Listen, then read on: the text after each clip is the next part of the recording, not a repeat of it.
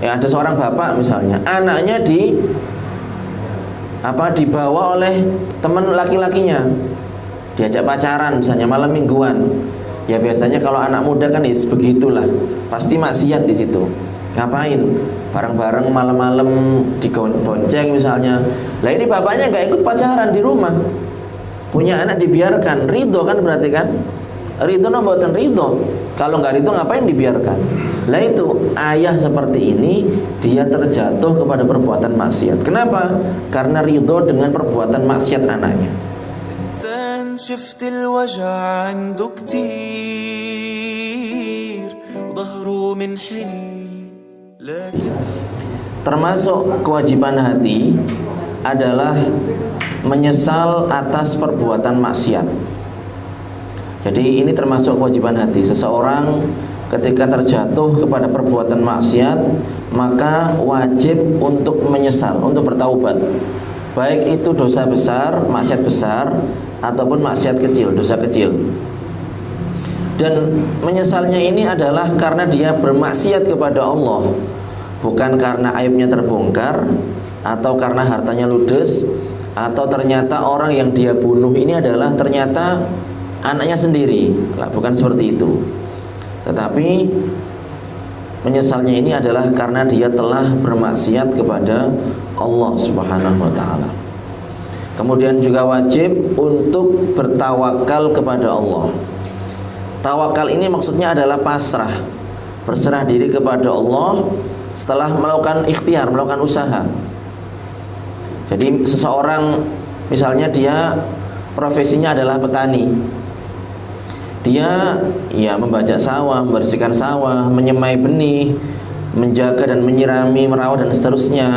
Lah hasilnya, panennya dia serahkan kepada Allah Subhanahu wa ta'ala. Jadi ini merupakan kewajiban hati, berkeyakinan bahwa yang menciptakan manfaat dan mara bahaya adalah Allah Subhanahu wa ta'ala. Jadi sejatinya di dunia ini hal-hal yang terjadi baik itu manfaat maupun madharat itu adalah semata-mata merupakan ciptaan Allah Subhanahu wa ta'ala. Jadi dia pasrah. Dia pasrah, berserah diri kepada Allah Subhanahu wa ta'ala. Bagaimana misal orang keluar dari rumahnya, naik kendaraan, helm sudah dipakai, nggih. Kemudian sudah nggak pakai sandal jepit. Lah ini kan lagi viral ini. Kemudian juga ya pakai rompi misalnya.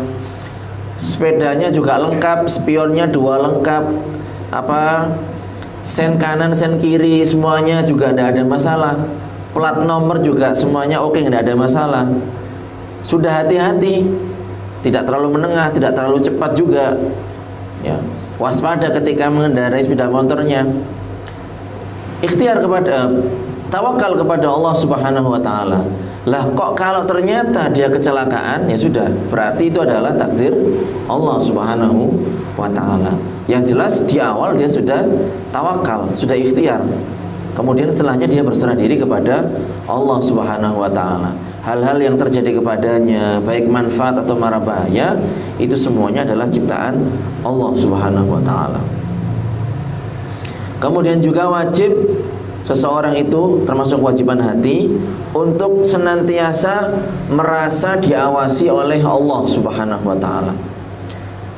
Para ulama mengatakan muraqabatulillah, senantiasa merasa diawasi oleh Allah, senantiasa menghadirkan rasa takut dalam hatinya ya kepada Allah Subhanahu wa ta'ala, sehingga hal itu mendorongnya untuk senantiasa berbuat ketaatan dan menjauhi perkara-perkara yang diharamkan oleh Allah Subhanahu wa ta'ala.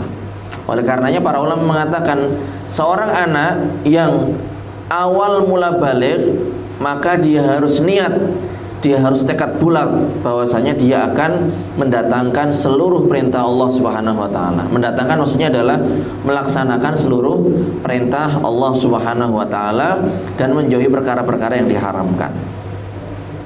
Termasuk kewajiban hati juga ridho dengan ketentuan Allah Subhanahu wa ta'ala. Jadi tidak boleh protes kepada Allah Subhanahu wa ta'ala, baik secara keyakinan maupun secara pengucapan.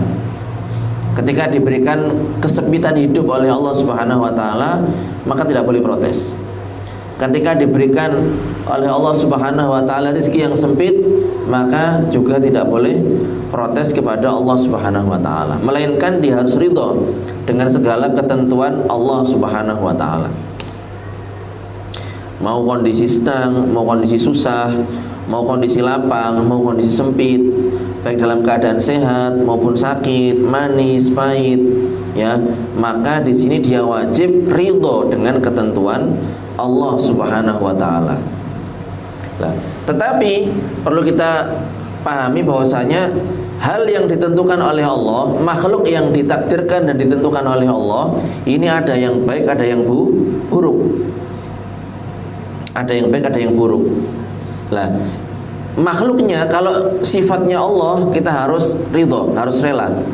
Takdirnya Allah kita harus rela. Tetapi kalau makdurnya, makhluknya, ciptaan Allahnya, maka ada perinciannya. Kalau itu adalah sesuatu yang baik, maka kita ridho dengan hal tersebut. Misal ada orang sholat, ciptaan Allah, maka kita harus ridho dengan perbuatan baik tersebut yang berupa sholat tadi, puasa, zakat, pengajian, kegiatan-kegiatan keagamaan yang baik. Itu semua terjadi adalah dengan ketentuan dari Allah Subhanahu wa taala. Maka kita rela dengan hal tersebut. Rela dengan perbuatan-perbuatan baik tersebut. Tetapi kalau hal-hal yang buruk, keyakinan kita bahwa hal-hal yang buruk itu juga diciptakan dan ditakdirkan oleh Allah Subhanahu wa taala. Sifat takdir Allahnya kita ridho. Tetapi ciptaan Allah yang buruk-buruk tadi kita tidak boleh ridho.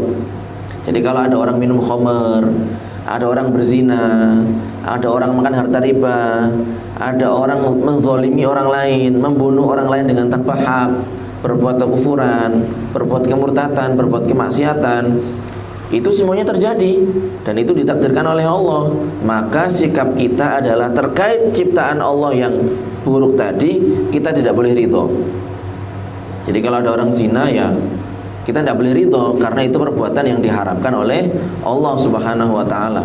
Tidak boleh seseorang mengatakan ini kan ciptaan Allah, ini kan ditakdirkan oleh Allah. Ya sudah, karena Allah menciptakan itu, mentakdirkan itu, ya sudah, saya tidak ada masalah. Tidak boleh seperti itu. Ya. Jadi kalau sifat Allahnya, sifat takdir Allah, kita ridho dengan sifatnya. Tetapi kalau makdurnya, makhluknya, ciptaannya, maka ada perincian. Kalau baik kita ridho, kalau tidak baik kita tidak boleh ridho. Justru di sini para ulama mengatakan bahwa ridho dengan perbuatan maksiat adalah suatu kemaksiatan. Jadi kalau ada orang dia tidak maksiat, tidak membunuh, tidak makan harta riba, tapi dia ridho dengan kemaksiatan tersebut, maka dia terjatuh kepada perbuatan maksiat. Di TV misalnya ada pembunuhan, di TV misalnya ada pelecehan, ada misalnya artis, misalnya kan, artis acting dengan perempuan yang bukan istrinya, tapi jadi istrinya di peran tersebut. Lah kok malah seneng, waduh mesra sekali, ridho dengan hal tersebut. Ya ini berarti dia berdosa. Iya, ridho menikmati, suka dengan hal itu, berarti dia berdosa. Walaupun dia tidak ikut melakukan hal tersebut. Karena apa? Itulah yang diperintahkan oleh Rasulullah SAW. Ketika ada kemungkaran, ketika ada kemaksiatan, kita berusaha untuk melerai dengan kekuatan kita, dengan tangan kita. Tidak bisa dengan mulut kita. Kalau tidak bisa, paling tidak kita tidak boleh ridho. Paling tidak boleh ridho. Jadi kalau di TV misalnya ada pelecehan agama, ada perkataan-perkataan yang bertentangan dengan syariat, ada adegan-adegan yang di situ melecehkan agama, mencaci maki Allah, ya itu kita tidak boleh ridho. Atau misalnya kita mendengar berita misalnya, paling tidak kita tidak boleh ridho dalam hati kita. Syukur-syukur kita ungkapkan dengan lisan kita, a'udzubillah, na'udzubillah, waliyadzubillah. Jangan sampai saya atau keluarga saya seperti itulah. Itu menunjukkan tidak ridho. Tapi tidak harus ngomong seperti itu. Tapi paling tidak dalam hatinya dia tidak meridhoi hal tersebut.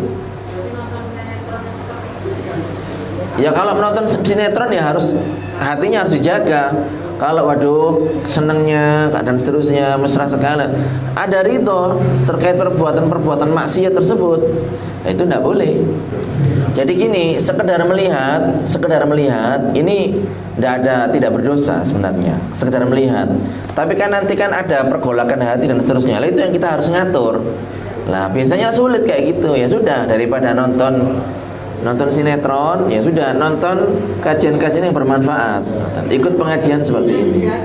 Kita akan membahas tentang kewajiban hati. Termasuk kewajiban hati adalah apa tadi? Ridho dengan takdir Allah. Ridho dengan sifat takdirnya Allah Subhanahu wa taala. Tapi kalau makdurnya, ciptaannya, ya, ini ada perincian. Kalau perbuatan baik, kita harus ridho. Kalau perbuatan buruk, kita tidak boleh ridho. Mau itu kita yang jangan kita lah. Mau orang itu sendiri yang mengerjakan atau orang lain, tidak boleh ridho. Seperti itu. Baik itu di depan kita ataupun di jauh di sana, tapi sampai beritanya ke kita. Misalnya ada orang, dia di rumah, kemudian temannya ngasih berita, tahu nggak tadi malam itu ada tindakan kriminal gini. Yang dicuri ini adalah orang kaya yang bakhil misalnya. Dan ternyata musuhnya dia, wes enak syukur kapok. Misalnya kayak gitu. Lah itu kan berarti senang dengan perbuatan maksiat kan? Nah, itu enggak boleh. Itu kan ucapan ini kan menunjukkan isi hati lah. Hati orang kan ya orang itu yang tahu. Seperti itu. Jadi ya makanya itulah pentingnya kita menjaga hati kita. Nah, di antara kewajiban yang harus dipenuhi oleh hati kita adalah ridho dengan sifat takdirnya Allah Subhanahu wa taala, ridho dengan ketentuannya Allah Subhanahu wa taala. Tetapi ada perincian terkait makhluknya, ciptaannya Allah. Karena apa? Saya jelaskan tadi, orang yang ridho dengan perbuatan maksiat, walaupun dia tidak mengerjakan, maka dia terjatuh kepada perbuatan maksiat juga. Seperti itu. Misal ada seorang anak misalnya, ya ada seorang bapak misalnya, anaknya dibawa oleh teman laki-lakinya, diajak pacaran misalnya malam mingguan. Ya biasanya kalau anak muda kan begitulah, pasti maksiat di situ. Ngapain? Bareng-bareng malam-malam dibonceng misalnya. Lah ini bapaknya nggak ikut pacaran di rumah, punya anak dibiarkan, ridho kan berarti kan? Ridho no mboten ridho. Kalau nggak ridho ngapain dibiarkan? Lah itu ayah seperti ini dia terjatuh kepada perbuatan maksiat. Kenapa? Karena ridho dengan perbuatan maksiat anaknya. Seperti itu. Suami istri misalnya, suami punya kontrol terhadap istri. Ini istrinya maksiat misalnya, suaminya diem aja, nggak melerai, biasa wis bu sama sakarep sampean itu. Ridho kan berarti dengan perbuatan istrinya tersebut. Suaminya nggak mengerjakan, tetapi di sini suami terjatuh kepada perbuatan maksiat karena dia ridho dengan perbuatan maksiat istrinya. Lah semacam itulah. Ini hati, tempatnya di hati. Yang tahu siapa? Ya orang itu. Cuman kan kadang muncul kan indikasi-indikator, tanda-tanda itu mulutnya. Jadi istrinya misalnya keluar rumah dengan pakaian yang serba kekurangan bahan misalnya. Suaminya seneng karena apa? Merasa istrinya paling seksi satu RT misalnya. Nah suaminya kan nggak maksiat, seneng berarti apa? Ridho kan dengan perbuatan maksiat tersebut kan? Nah, berarti suaminya berdosa. Walaupun dia diam tapi hatinya senang, atau dia muncul, wis nggak ada yang lebih seksi dan lebih cantik daripada istri saya di gang sini misalnya. Tapi insya Allah di sini tidak ada seperti itu. Ya suami kan harus mengarahkan. Suami mengarahkan, ngasih tahu, bu, sampai nek metu, ya auratnya ditutup. Nah itu. Kan auratnya perempuan itu kan seluruh tubuh kecuali muka dan telapak tangan. Tidak boleh diperlihatkan kecuali kepada suaminya atau mahramnya. Saudaranya boleh, bapaknya boleh, anak laki-lakinya boleh, cucu laki-lakinya boleh, ponakan laki-lakinya boleh. Seperti itu. Nah, kalau seandainya dibuka di hadapan laki-laki yang bukan mahramnya, maka berdosa. Lah suami karena dia ini pemimpin daripada istri, dia punya kontrol. mengingatkan, Bu, kalau keluar misalnya ditutup auratnya. Kalau seandainya nggak diingatkan, dibiarkan saja, ya berarti kan rela kan suaminya dalam kondisi seperti itu. Rela no boten. Kalau nggak rela kan nggak mungkin dibiarkan. Ya berarti dia dosa. Dosanya apa? Karena dia rela dengan kemaksiatan orang lain, dan itu adalah istrinya. Seseorang ketika mendapati orang lain berbuat maksiat, man ra'a minkum munkaran falyughayyirhu biyadihi, fa illam yastati' fa bilisanihi, fa illam yastati' fa biqalbihi, wa dzalika adhaful iman. Jadi kalau ada perbuatan maksiat dari orang lain, keluarganya ataupun orang lain dari di luar keluarganya, harus ada tindakan, harus ada aksi. Pertama dengan tangannya, dengan power yang dia miliki.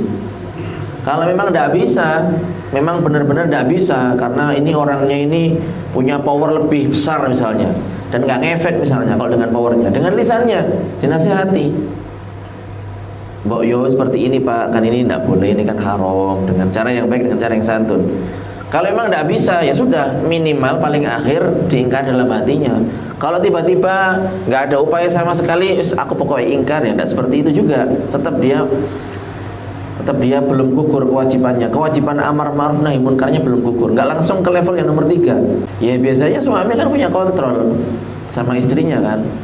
Jadi kalau istrinya keluar ya dinasihati, ditutup auratnya, jangan menggunakan hal yang mencolok dan seterusnya. Kalau keluar ya niatnya ditata, ingat sudah punya suami, bukan untuk tebar pesona dan seterusnya. Nah ini kan penting seperti ini. Seperti itu. Kalau diam tapi ingkar dalam hati, langsung ingkar dalam hati, nggak ada upaya, nggak ada usaha, nggak cukup seperti itu. Kan beda kan misalnya kita yang rakyat biasa ini dengan camat misalnya, kan beda kan. Kalau camat kan powernya lebih daripada kita. Tentunya camat nggak main tangan kan, tapi dengan kekuatan yang dia miliki, jabatan yang diamanahkan kepadanya. Kalau ada tindakan kriminal atau hal-hal yang mengganggu kenyamanan warga kan, ya yang punya tindakan kan mereka sebenarnya. Seperti itu. Kita kan melaporkan dan seterusnya kayak gitu. Kemudian ridho dengan ketentuan Allah Subhanahu wa taala, ridho terhadap Allah. Dan yang terakhir di sesi kali ini adalah syukur atas nikmat dari Allah Subhanahu wa taala. Ini kewajiban hati. Nah, jadi dan syukur ini ada dua macam.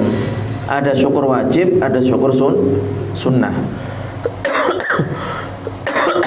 Kalau syukur wajib ini maksudnya adalah perbuatan yang menunjukkan bahwasanya hamba tersebut ini mengagungkan Allah Subhanahu wa taala, sehingga hal itu mendorong dia tidak menggunakan kenikmatan yang dianugerahkan kepadanya untuk berbuat maksiat. Orang dikasih 2 kaki, sehat, bisa jalan, maka tidak dilangkahkan kepada perbuatan maksiat. Itu syukur wajib. Orang diberikan harta yang halal, maka tidak dibelanjakan untuk perkara yang haram. Orang diberi mulut bisa ngomong, maka tidak digunakan untuk menyakiti, bermaksiat lisan dan seterusnya. Itu syukur wajib. Jadi syukur wajib itu adalah tidak menggunakan kenikmatan-kenikmatan yang dianugerahkan untuk perbuatan maksiat. Itu namanya syukur wajib, ya. Kemudian kalau syukur sunnah adalah pujian-pujian yang ditunjukkan oleh lisan yang menunjukkan keagungan yang memberikan nikmat tersebut. Misal seseorang mengatakan alhamdulillah bisa makan, alhamdulillah masih sehat, alhamdulillah masih bisa ikut ngaji, alhamdulillah masih dikumpulkan dengan keluarga, alhamdulillah punya suami, punya anak-anak yang baik hati dan sayang kepada saya. Nah ini namanya syukur sunnah, mengucapkan alhamdulillah, alhamdulillah ala kulli hal. Nah ini syukur sunnah. Kalau yang wajib itu adalah tidak menggunakan kenikmatan-kenikmatan yang dianugerahkan untuk perbuatan maksiat seperti itu. Nah, insya Allah pada pertemuan berikutnya kita akan membahas tentang sabar, kemudian membenci setan, ini termasuk kewajiban hati juga, membenci perbuatan maksiat, dan cinta kepada Allah dan Rasulnya, para sahabat, keluarga Rasulullah SAW, dan juga orang-orang soleh. Jadi ini kajian kita, monggo kalau ada yang mau ditanyakan silakan.